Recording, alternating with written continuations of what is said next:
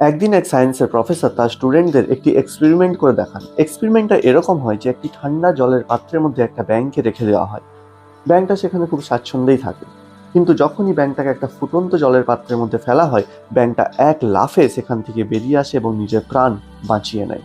এবারে প্রফেসর এই একই এক্সপেরিমেন্টকে একটু অন্যভাবে করার চেষ্টা করেন। তিনি ব্যাঙ সহ ওই ঠান্ডা জলের পাত্রটিকে একটি ওভেনের উপরে রাখেন এবং সেই ওভেনের তাপমান আস্তে আস্তে করে বাড়াতে থাকেন।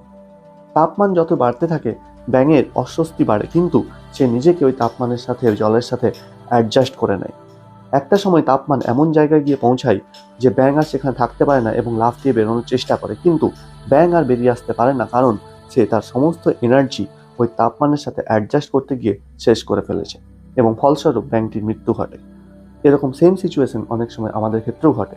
আমরা যে পরিবেশের মধ্যে রয়েছি, আমরা সেটা আমাদের কাছে কমফোর্ট জোন হয়ে যায়, এবং যখন সেই পরিবেশের পরিস্থিতি বদলাতে শুরু করে, আমরা ভাবি কি সামান্যই তো একটু বদলাচ্ছে, কি আর আছে, অ্যাডজাস্ট করে নেবো বলে আমরা নিজেকে সেই পরিস্থিতির সাথে মানাতে শুরু করি। একটা সময় এমন জায়গায় এসে পৌঁছায় যে আমরা বেরোতে চাইলেও কিন্তু আর বেরিয়ে আসতে পারি না। তাই সময় থাকতেই লাফ দিয়ে দাও, না হলে এই কমফোর্ট জোনই কিন্তু তোমায় একদিন শেষ করে দিতে পারে।